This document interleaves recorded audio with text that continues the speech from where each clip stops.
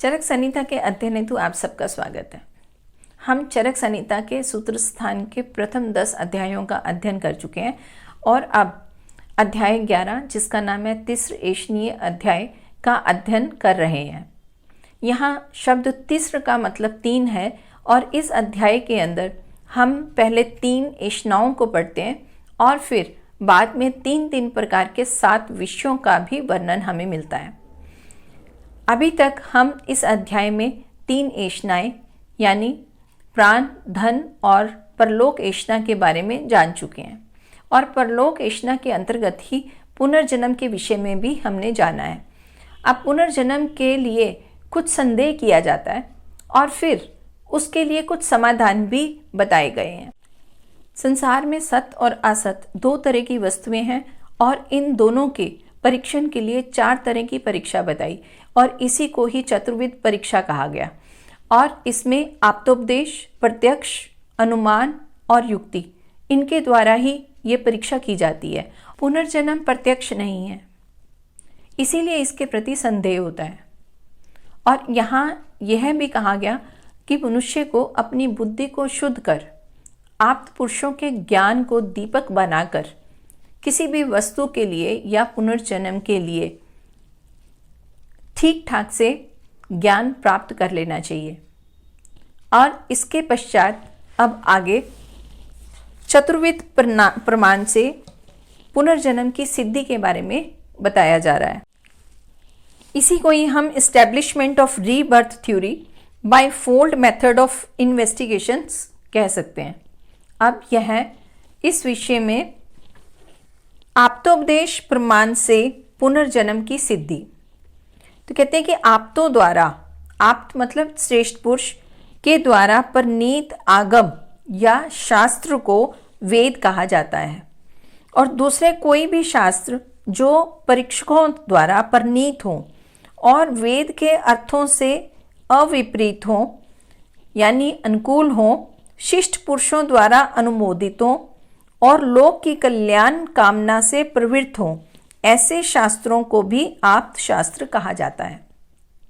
अभी हमने जाना कि आप्त शब्द व्यक्ति विशेष के लिए लगा है, लेकिन यहाँ पर शास्त्रों को भी आप्त कहा गया है। तो वे शास्त्र जो इन आप्त पुरुषों के द्वारा प्रमाणित हैं और फिर साथ ही वेद के अर्थ मतलब वेदों के भी अनुकूल हैं, उनका भी वो विरोध नहीं करते हैं और फिर शिष्ट पुरुषों से अनुमोदित भी हैं और वे लोक की कल्याण कामना से प्रवृत्त हैं।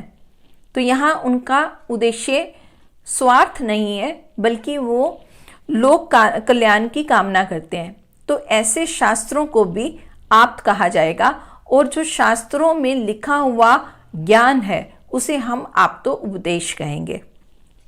और साथ में ऐसा कहा गया कि आप्त द्वारा रचित शास्त्रों के अध्ययन से ज्ञात होता है कि दान, तपस्या, यज्ञ, सत्य बोलना, अहिंसा का भाव रखना, ब्रह्मचर्य का पालन करना, ये अभ्युदय मतलब उन्नति और निश्रेयस कल्याण करने वाले होते हैं। और प्राय अभ्युदय से अहलौकिक उन्नति और निश्रेय से पारलौकिक श्रेय प्राप्त करना समझा जाता है। यहाँ अभ्युदय से स्वर्ग और निश्रेय से मोक्ष प्राप्ति का ग्रहण किया जाता है। यहाँ ऐसा माना कि जो शास्त्र हैं इनके अध्ययन से और इनके अंतर्गत जो दान, तपस्या, यज्ञ आदि का वर्णन मिलता है, इनका पालन करने से उन्नति होती है और फिर यह कल्याणकारी होता है। तो यह श्लोक संख्या 27 में कहा गया। अब श्लोक संख्या 28 इसमें कहा जा रहा है कि रज और तम दोषों से रहित महर्षियों द्वारा धर्मशास्त्रों में जिन व्यक्तियों के मानसिक दोष शांत नहीं है उनके लिए मोक्ष का उपदेश नहीं दिया गया है। मोक्ष का मतलब कि दोबारा से जन्म ना लेने की प्रक्रिया। तो यहाँ ऐसा बोला कि जो रज और तम दोषों से रहित महर्षियों द्वारा धर्मशास्त्रों में जिन व्यक्तियों के मानसिक दोष अभी शांत नहीं हुए हैं उनके लिए मोक्ष नहीं है। और इसके पश्चात श्लोक संख्या 29, और इसमें कहते हैं कि इसी विषय में अन्य ऋषि का मत, तो कहते हैं जो दान पुण्य आदि में तत्पर है और जिन लोगों का भय, राग, द्वेष, लोभ, मोह, अहंकार दूर हो गए हैं, जो ब्रह्म या अध्यात्म ज्ञान में तत्पर हैं और अनुष्ठेय यज्ञ आदि कर्मों को जानने वाले हैं, और जिन लोगों के मन और बुद्धि का प्रचार या विचार करने की शक्ति नष्ट नहीं हुआ है, अर्थात जिनके मन और बुद्धि विचार करने में पूर्ण समर्थ हैं, ऐसे पहले के और उससे भी पहले के आप्त पुरुष, आप्त महर्षियों ने अपने दिव्य ज्ञान से पुनर्भव होते देखकर उसका उपदेश दिया है। इसी प्रकार आप्तोपदेश द्वारा पुनर्भव की सिद्धि होती है। तो यहाँ इस श्लोक के अंदर आप्तोपदेश के द्वारा पुनर्जन्म के लिए बताया गया कि पुनर्जन्म है, उसकी सिद्धि होती है, कि ऐसा होता है। तो वो क्यों माना गया? क्योंकि आप्त पुरुष हैं, वो अपने रजतम से दूर हैं और उन व्यक्तियों को भय नहीं, किसी भी तरह का कोई भय नहीं है। मतलब कई बारी भय के अंतर्गत या भय के होते हुए व्यक्ति जो है वो सही से निर्णय नहीं ले पाता है। तो इन व्यक्तियों के बारे में बोला कि वे भय रहित है, उनको किसी तरह का कोई डर नहीं है, कोई राग नहीं है, कोई द्वेष नहीं है, कोई लोभ नहीं है, कोई मोह नहीं है, ना ही उनको कोई किसी तरह का अहंकार है। तो इसलिए उन्होंने अपनी बुद्धि से ये देखा है कि पुनर्जन्म होता है, तो इसलिए इसको मान लेना चाहिए। तो इस श्लोक में ऐसा कहा गया। तो ये आप्तोपदेश से पुनर्जन्म की सिद्धि होती है। अब दूसरा उन्होंने बोला कि प्रत्यक्ष प्रमाण से पुनर्जन्म की सिद्धि। अब प्रत्यक्ष प्रमाण भी प्राप्त होता है। कहते कि माता पिता के समान संतानों का ना होना। तो अब प्रत्यक्ष किस तरह से हमें दिखाई देता है, उसके उदाहरण दे रहे हैं कि एक ही माता पिता, उनके अगर संतानें अलग अलग हैं तो वो सभी संतानें जो है वो समान नहीं होती हैं। तो इसमें लिखा है कि माता पिता के समान संतानों का ना होना, बिल्कुल समान जो है, मतलब उनके बिल्कुल समान नहीं है। और फिर उत्पत्ति कारण के तुल्य होने पर भी, मतलब माँ बाप के, एक माँ बाप के अलग अलग बच्चे, वो अलग अलग बच्चे अपने अलग अलग रंग लिए हुए हैं, अलग अलग उनका स्वर है, आकृति अलग अलग है, बुद्धि अलग अलग है, उनका भाग्य अलग अलग है। तो ऐसा उन्होंने बोला कि उत्पत्ति कारण के तुल्य होने पर भी वर्ण, स्वर, आकृति, मन, बुद्धि और भाग्य में विभिन्नता होना, और उत्तम और हीन कुल में जन्म लेना, और नौकर और मालिक होना, मतलब कोई नौकर बन रहा है और कोई मालिक बन रहा है, और इसके साथ ही सुख आयु और असुख आयु का होना। कोई बच्चा दीर्घायु वाला है और किसी बच्चे की जल्दी से मृत्यु हो जाती है, तो उसका भी मतलब अलग अलग ही एक तरह की वो व्यक्ति जो है वो अलग अलग है, माँ बाप से अलग है। और साथ ही बोलते हैं कि उसमें आयु की विषमता भी अलग अलग है। अब इसके साथ बोलते हैं कि इस जगत में जो कार्य किए जाते हैं उनका ही फल होना, और अशिक्षित शिशु का रोना, दूध पीना, हंसना, भयभीत होना, और सामुद्रिक लक्षणों का होना, कर्म की समानता होने पर भी फल में विशेषता का होना, और किसी कार्य में स्मरण शक्ति का होना और किसी कार्य में स्मरण शक्ति का ना होना।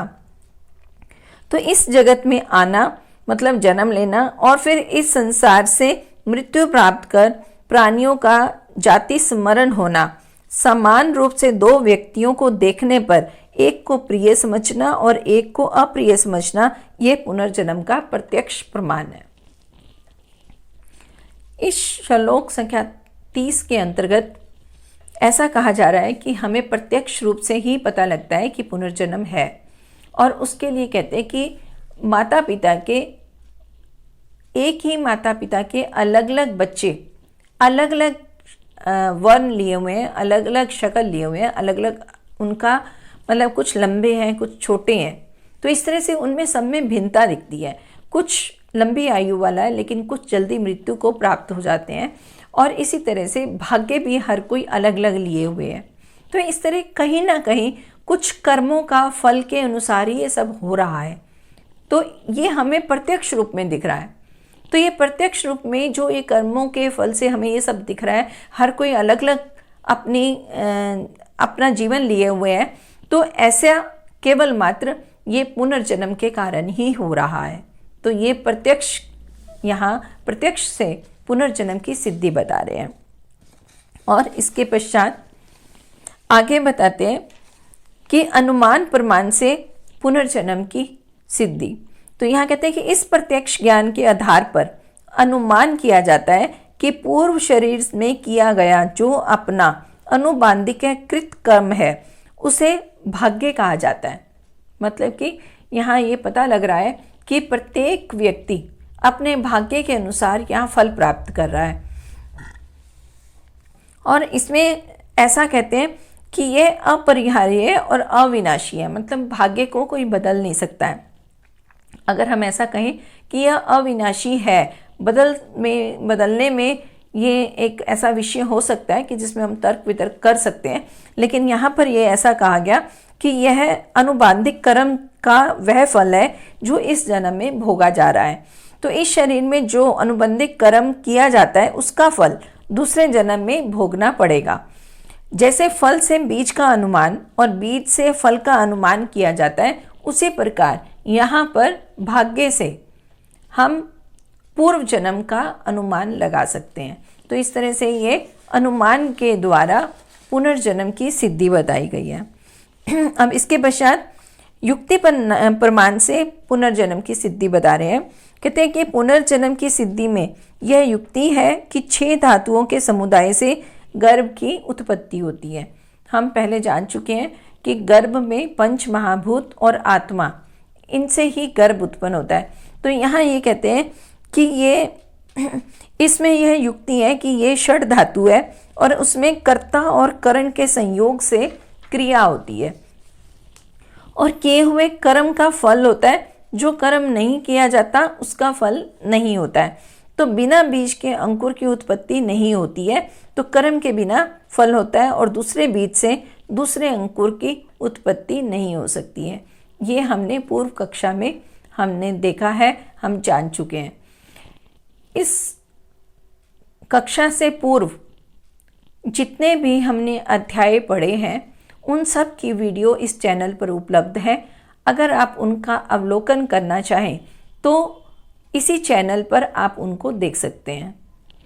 तो इसके आगे कहा गया श्लोक संख्या 33 कि इस प्रकार चारों प्रमाणों द्वारा पुनर्भव की सिद्धि का उपदेश हो जाने पर धर्म साधनों से सावधान रहें। मतलब कि हमें धर्म का पालन करना है, धर्म के नियमों को मानना है।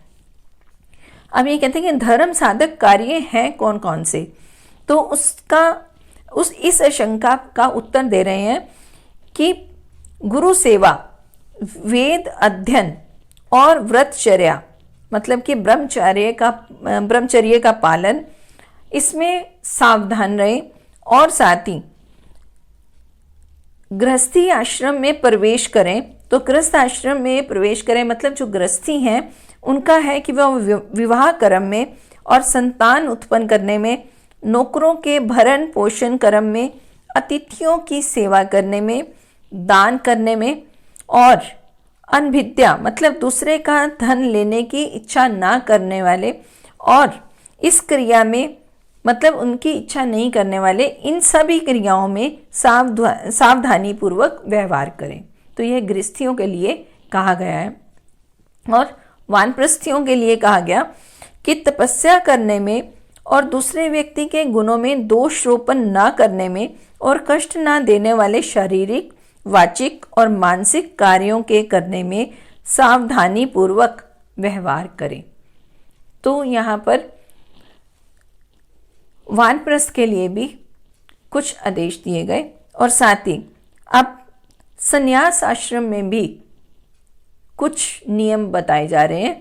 तो कहते हैं कि संन्यास आश्रम में देह, इंद्रिय, मन के अर्थ मतलब जो मन के विषय हैं, और बुद्धि और अपनी आत्मा की परीक्षा करने में और मन को समाधि में लगाने के लिए सावधानी पूर्वक चेष्टा करें।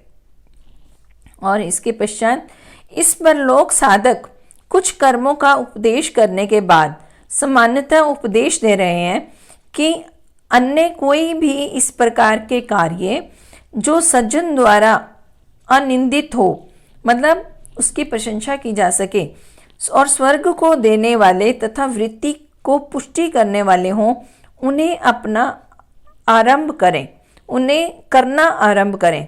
इस प्रकार विचार पूर्वक इन कार्यों को करने से संसार में यश मिलता है और मरने पर स्वर्ग की प्राप्ति होती है। तो इस प्रकार तीसरी परलोक ऐशना की भी व्याख्या यहाँ की गई है। तो श्लोक संख्या 33 में ये बताया गया, हमारे जो एक मनुष्य जीवन है इसको 4 भागों में बांटा गया है। तो 4 भागों के अलग अलग ऐसा बताया गया कि क्या नियम है और उन नियमों को हमें पालन करना चाहिए। तो यहाँ पर गृहस्थ आश्रम के, वानप्रस्थ के और संन्यास आश्रम के अलग अलग नियम हैं, और इन नियमों को पालन करते हुए हम अपने जीवन को इस तरह से निभाएं कि हमें पापों की या हम निंदित कार्यों से दूर रहें, ताकि हम अपने जीवन में ऐसे कर्म कर सके जिनसे हमारे परलोक में भी हमें मान सम्मान मिले और हम एक उन्नत जीवन जी सकें। अब हम 3 प्रकार के अन्य 7 विषयों के बारे में जानेंगे। तो यहाँ जो 7 विषय बताए गए वो इस प्रकार हैं: 3 उपस्तंभ, 3 प्रकार के बल, और फिर रोगों के 3 आयतन, और फिर 3 प्रकार के रोग और रोगों के 3 मार्ग। तो 3 प्रकार के 3 चिकित्सक और फिर 3 प्रकार की औषधियों का वर्णन किया गया है। तो इस यहाँ सबसे पहले 3 उपस्तंभ के बारे में बताया गया है। स्तंभ जो है वो एक तरह के पिलर्स कह सकते हैं या इनको खंबे कहा जा सकता है। तो इन स्तंभों के ऊपर ही किसी भी एक बिल्डिंग का पूरा भार होता है, या हम ऐसा कहें कि पूरी बिल्डिंग इन स्तंभ के सहारे पर खड़ी है। अब मनुष्य जीवन के 3 स्तंभ वात, पित्त, कफ कहे गए हैं, और फिर इन स्तंभों के सहारे के लिए जो अन्य स्तंभ बनाए जाते हैं उन्हीं को ही उपस्तंभ कहा जाता है। तो ये वात, पित्त, कफ के हमारे शरीर के लिए 3 उपस्तंभ जो बताए गए वो हैं आहार, स्वपन या निद्रा, और फिर तीसरा ब्रह्मचर्य। तो इस प्रकार आहार, स्वपन और ब्रह्मचर्य 3 तरह के उपस्तंभ बताए गए हैं, और ये तीनों उपस्तंभ ही हमारे शरीर में वात, पित्त, कफ की स्थिति को सहारा देते हैं। तो हम इन सब के विषय में आने वाली कक्षा में पढ़ेंगे, लेकिन अभी हम पूर्व कक्षा में पूछा गया प्रश्न लेते हैं। प्रश्न था कि क्या आप पुनर्जन्म से सहमत हैं? तो यहाँ ज़्यादा का उत्तर हमें हाँ मिला है।